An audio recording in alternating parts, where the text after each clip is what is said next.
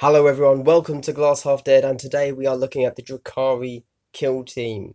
We are looking at the rules, how you should build your team, and the tactics, including the slicing noose box tactics. But let's start with the basic rules, okay? Let's go. To all my regulars, I am going to try my best to not screw around, okay? We're getting straight into it. This is a factual episode, alright? No screwing around. Let's do it. Okay, now let's take it down, because that was way too much for me. I'm going to ramble. I haven't finished... So, I haven't finished painting my kill team, my entire 20-man command roster yet. But once I do, I'm going to roll up my background, my mission, my squad quirks, my demeanors, and I'm looking forward to it, because obviously... the Drukhari are all about pain and torment, and they get pleasure from inflicting it on others. And not just pleasure, but they have to do it to live. Obviously, that doesn't reflect on me in any way, shape, or form at all. So let's just move on from that idea. For example, one of the demeanors you can have is it's just straight up called vindictive. This warrior never forgets a slight and will go to any length to enact their vengeance.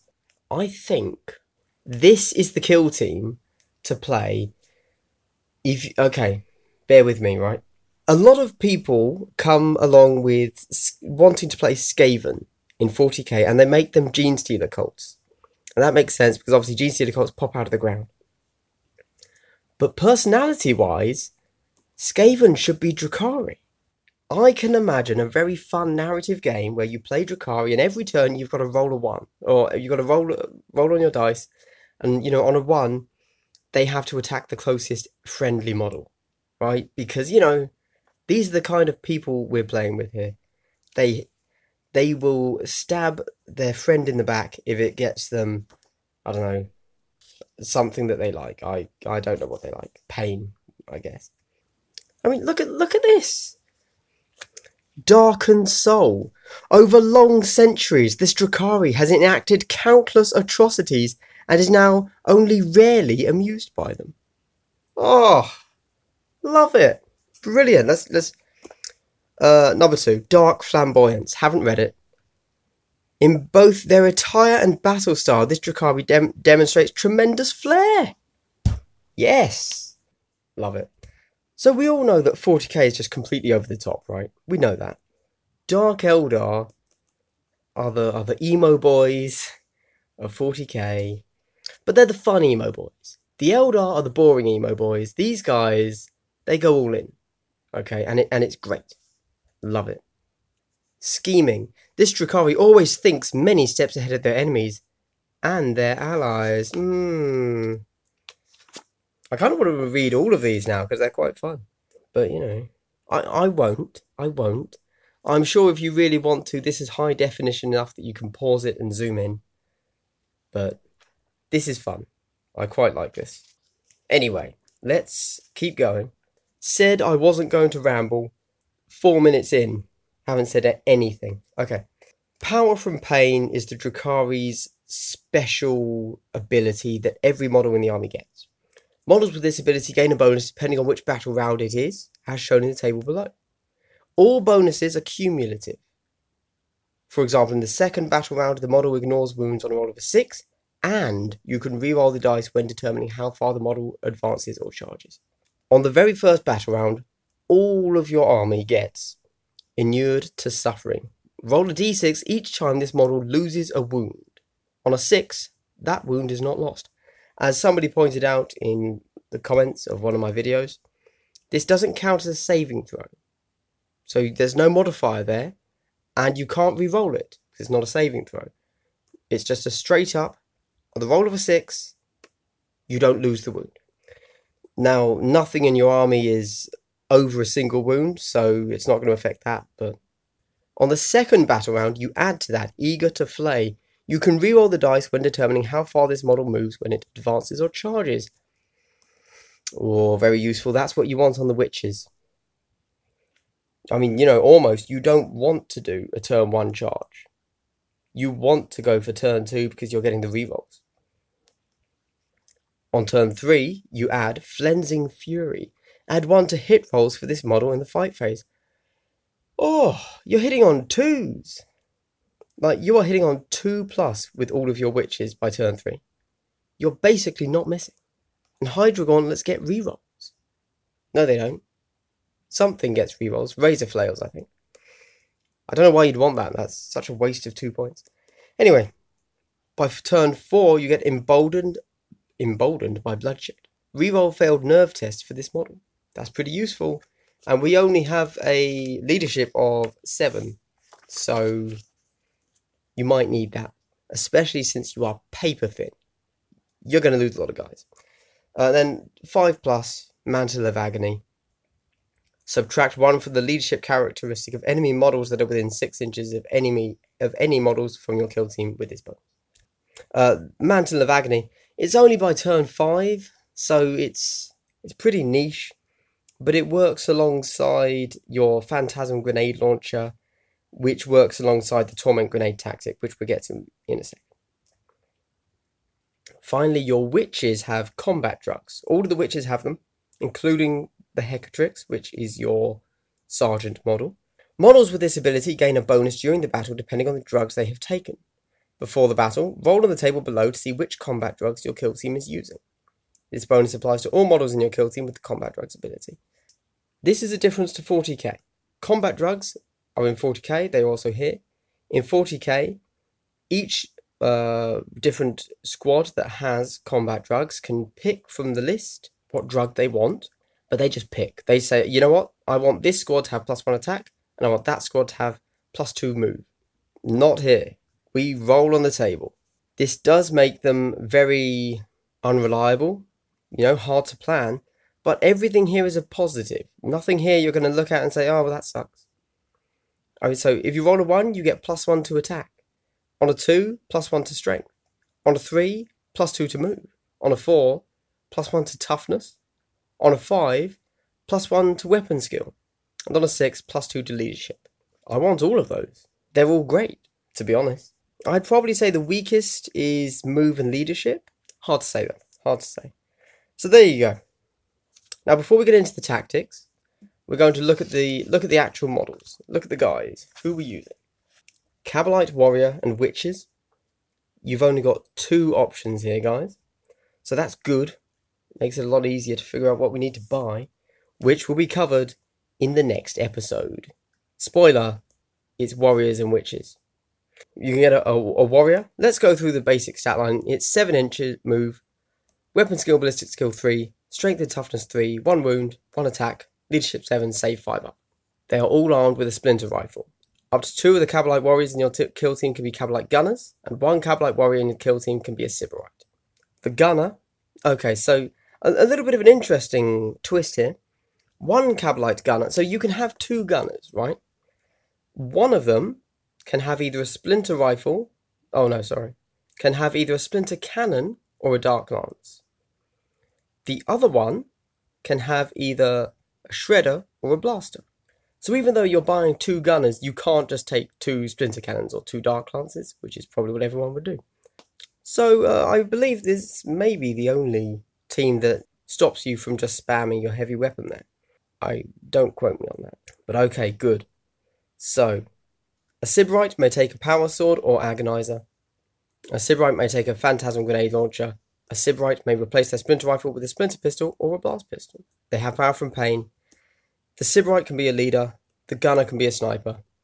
Outside of that, you can be comms, scout, veteran, zealot. That was a lot of gun options. I'm going to cover the guns after I've done the witches. I'll link it all back. It'll make total sense. So even the people that aren't paying too much attention and have this in one window and are playing World of Warcraft in the other, I see you. Yeah. Okay, so witches. They get 1 extra movement, but apart from that, they're the same. Weapon skill, ballistic skill, strength, toughness, wounds. They get 1 extra attack, same leadership, but then they only get a 6-up save. Yeah. So, they are with splinter pistol, Hecatari blade, plasma grenade. 3 of them can be witch fighters, and 1 of them can be a Hecatrix. The witch fighters are an identical stat line. Identical. The only difference with the Witch Fighter is that they can replace their Splinter Pistol and Hecatari Blade with Hydra Gauntlets, Razor Flails, or Shardnet and Impaler. Interestingly, having just read this, I realised that if you take any of the special weapons, you lose your Splinter Pistol. The video you watch next, where I tell you what to buy and run down my kill team, I'm going to say something which now is about the Shardnet and Impaler. Doesn't make sense. This is why. So I actually hadn't noticed this until I read through it just now. Whew. As you can tell, I have not played with them yet, and had an opponent say, actually, you don't have a Splinter Pistol? And me say, no, I definitely do. Trust me, let me get the book. Ooh, yeah. Okay. Again, going to go over the melee weapons in a second, because there's a lot. There's a lot to go through. A Hecatrix may replace their Hecatari Blade with a Power Sword or Agonizer, same as the Sybarite there. A Hecatrix may take a Phantasm Grenade Launcher, same as the Sybarite. A Hecatrix may replace their Splinter Pistol with a Blast Pistol, same as the Sybarite. These guys get power from pain, combat drugs, as we have discussed. They also get Dodge. This model has a 4-up invulnerable save in the fight phase. Ooh, that's very nice. With such a low toughness, you're going to be rolling those saves a lot. So, yeah, you need that invulnerable save. However, little rules note here. You get the dodge in the fight phase only, which means if your opponent, even if you're in close combat, and your opponent shoots you in the shooting phase with a pistol, even though you're in close combat, you don't get the 4-up invulnerable. So watch out for those Trixie Tau and their pulse pistols. Then they also get no escape. If an infantry, so it has to be infantry, model within 1 inch of any enemy models with this ability would fall back, the controlling players roll off. The model that would fall back can only do so if the player controlling it wins the roll off. Only a Hecatrix can be a leader. Otherwise they can be combat, scout, veteran, zealot. And that's it. Anyone that is familiar with Drukhari from 40k, this is basically the same. Not much has changed. But let's go over it anyway. Blast Pistol, which only your Sybarite and Hecatrix can take. Range 6 inches, pistol 1. Fine. Strength 8, AP -4, damage D6. Oh, that's good. Yes, that is very tasty. The only guys that are getting to roll saves against the Blast Pistol, the Blaster and the Dark Lance, are people with invulnerable saves. That's amazing, isn't it? Oh, it's very nice. So, the Blast Pistol, the Blaster, and the Dark Lance all have exactly the same profile. They're just a different type. One's Pistol 1, one is Assault 1, one is Heavy 1. If you are up against Drukhari, you want to kill these weapons. You do not want to face these weapons. Yes, they are only one shot, but at Strength 8, AP -4, damage D6, they are killing what they hit. Then you get the Phantasm Grenade Launcher. It's 18 inches and Assault D3. Strength 1, AP 0, damage 1. To actually do damage with this, you need 6s on the wound roll. So you're not taking this to do damage. Here's why you're taking it. If a model is hit by 1 or more Phantasm Grenade Launchers, subtract 1 from its leadership characteristic until the end of the battle round. That's useful in certain circumstances. Certainly breaking a team is always good. And let's not forget the 2 people that can take it, the Sybarite and the Hecatrix. Well, it's just an extra weapon. And, spoiler, it costs 1 point. So you kind of want to take it, and you never know. You never know what may happen. It's another shooting attack. It's an assault, so even if you've advanced, you can shoot. You'll only hit on, well, actually, you'll hit on 4s still. Why not take it? Take that pot shot. Lower the enemy's morale constantly. And there are other reasons to take it that come in when we talk about the tactics. Plasma Grenade, 6 inches, Grenade D6, Strength 4, AP -1. It's actually not bad for a grenade. Little side tip for you guys. Don't forget that your Witch Fighters will still have a grenade. They may have lost their pistol, but you can still throw a grenade. And don't forget you can do it in Overwatch as well. Shredder, 12 inches, Assault D6, not bad. Strength 6, pretty good. AP -1. Damage 1. When attacking an infantry model, reroll failed wound rolls for this weapon. It's pretty nice, actually. That's a good weapon. Okay, it's in contention with the blaster. The blaster's a damn good weapon. I can't deny that. But it's still very respectable. If you can't quite find the extra point for the blaster, which is 3 points, compared to the shredder, which is only 1, it's a valid swap. The shredder for 1 point is a great weapon. Then we get the Splinter Cannon, which can be taken by the Cavalite Gunner. 36-inch range, rapid fire 3. No strength, because it's a poisoned weapon. AP 0, damage 1. This weapon wounds on a 4-up. So all of the Splinter weapons are poisoned and wounded on a 4-up. So at 36 inches, you're within half range at 18 inches, which is very achievable, especially with your crazy movement speed of 7. Which means you're going to be basically a rapid fire 6 for most of the game. Maybe not the first turn, but otherwise, yeah, you should be. Splinter Pistol, 12, Pistol 1, Splinter Rifle, 24, rapid fire 1. What you'd expect from the standard heavy pistol, normal combination of weapons there. All wounding on 4-ups. Let's talk about the melee weapons. First up is the Agonizer. Now only the leaders can take this, the Sybarite and the Hecatrix. So it's a strength nothing, so wounding on a 4-up, which when you consider that everything else we have is strength user and we're only strength 3, this is actually our best way to get a wound on a Marine plus. It's AP -2, damage 1. This is a very good weapon. For anything where you'll need AP -2, that wounding on a 4 plus is going to be a benefit to your pitiful strength 3. Then you've got Hecatari Blades. Now, this is the standard blade that all witches take. Strength user, so you're only getting strength 3s, unless, of course, you've rolled the combat drugs for number 2, which is +1 to strength. It's AP 0, damage 1. However, each time this bearer fights, it can make 1 additional attack. So your basic witch, every turn, gets 2 attacks, and they all take these weapons, so they all get 3 attacks base for 8 points. That's awesome. Like, that's really good. Although, you know what? I thought that Hormigans were really good at 4 points. They were not. They sucked. So I will wait to see how that pans out. Hydra Gauntlets. So, Hydra Gauntlets are something the witch fighters can take. Again, strength of user. AP -1, damage 1. Each time the bear fights can make 1 additional attack. So, again, you're getting 3 attacks. And with the Hydra Gauntlets, you can reroll failed wound rolls. This makes Hydra Gauntlets really good because at strength 3, you're probably wounding on 5s. You will need those rerolls to wound, definitely. Power Sword is, I believe, a basic power sword, so it's strength 3 user, AP -3. The only time I would take this over the Agonizer if it was super niche and I knew that I was getting the plus to strength combat drug. Otherwise, for me, the Agonizer is the one to go for. Like, without question, basically. Certainly, it's the one that I've put into my list. Then you've got Razor Flails. Again, user 0. Or, well, user. Strength user. AP -1, damage 1. Again, you get your +1 attack. You can reroll failed hit rolls for this weapon. But your weapon skill 3.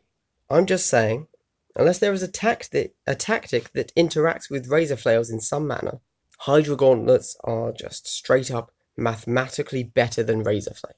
Shardnet and Impaler. User 0. Strength user. AP -1, damage 2. 2 damage on this, guys. Very cool. Each time the bearer fights, it can make 1 additional attack. So again, you're going in 3 attacks, damage 2. Very nice. Very nice. Right, now we get to the actual points. A basic Cabalite Warrior, 7 points. Cabalite Gunner goes up 1 to 8, and the Sybarite is also 8. Witches, showing that gender bias here, G-dubs. A Witch is 8 points, and then a Witch Fighter and a Hecatrix are both 9. As troops go, those are very affordable troops. Like, damn, really good. A Blast Pistol is 2, a Blaster is 3, a Dark Lance is 4. The Dark Lance is the most expensive option we have. There's no 5s here. Phantasm Grenade Launcher is 1, which is why you should always take it. Plasma grenades are 0, obviously. A shredder is 1 point, which again, for that profile, 12 inches assault d6, strength 6, AP -1. Reroll failed wound rolls against infantry. 1 point. If it was up against anything other than a blaster, I'd say it's a must-take. As it is, well, it's very questionable. You know, very questionable. If you're up against Marines, you take the blaster. If you're up against Guard, you take the shredder, is my view. Because you'll still be doubling out the Guard with your 6, with your strength 6. Splinter Cannon is 3 points, which for what it does, I think is absolute bargain. And then Splinter Pistol, Splinter Rifle 0. All close combat weapons, apart from the Hecatari Blade, which the Witches get as default, is 2 points. And that's it. Oh, that's taken a lot longer than I expected, guys. That is the Drukhari kill team. Let's take a look at their tactics. Now, these are all of the tactics from both the core book and from the Slicing Noose box set. Let's take a read, shall we? At 1 command point, we have Fire and Fade. Use this tactic after a model from your kill team shoots in the shooting phase. This model can immediately make a normal move of up to 7 as if it were the movement phase. This is great, actually. You want to move your guys up into position, get that perfect firing shot. Then, in the shooting phase, play this, get them out. As long as they're not charged by the enemy team, you've lined up the perfect shot and you get them out before they can get wrecked and absolutely destroyed by the enemy. This is a real go-to card. 2 command points, pray they don't take you alive. Use this tactic if a model from your kill team takes an enemy leader out of action in the fight phase. So you have to kill the enemy leader. For the remainder of the battle, models in that enemy leader's kill team must subtract 1 from their leadership characteristic. Yeah, this is good. This is good. You're trying to break the enemy kill team, take 1 off their leadership. Plus, this interacts with Phantasm grenade launcher and some of your other tactics that play with leadership. So this is good. And obviously, you can only use it once in the game because you have to kill the enemy team leader. 1 command point. Use this tactic after a model from your kill team falls back. That model can still shoot this battle round. Okay, I have my rulebook right here. What is falling back? Right, so falling back is when you are already engaged with the enemy and you decide you don't want to be engaged, so you fall back. Normally, falling back is a 3-inch move that finishes you further away from the enemy model. And normally that would mean you cannot shoot that round. Or that's your character done for that turn. They've made their move, which is only 3 inches, and then they can't shoot. They have to just stand there like a lemon. This means you can shoot. Again, pretty cool. Although, does bring up the question of why are you falling back? It's not really the Dark Eldar way. Torment grenade. 2 command points. Use this tactic when you choose a model in your kill team to shoot with a Phantasm grenade launcher. If an enemy model is hit by any attacks, so you just have to be hit, not wounded, just hit, by any attacks made with that weapon this phase, then, in addition to the normal effect, roll 3d6. If the result is higher than the target's leadership characteristic, it suffers 1 mortal wound. Against everything other than Necrons, you are averaging a mortal wound for 2 command points. That's not bad. I mean, obviously you're not going to use that on a crappy little grunt. You want to save that for interesting people. Architect of Pain, 1 point. 1 command point, sorry. Use this tactic at the start of the battle round. Choose a model from your kill team that has the Power from Pain ability. That's all of them, by the way. They all have that at the moment. Once there's an expansion, who knows? Until the end of the battle round, that model treats the current battle round as being 1 higher than it actually is when determining what bonuses it gains from the Power from Pain table. This could be a turn 1 play on a witch, so that you can get your +2 move on turn 1.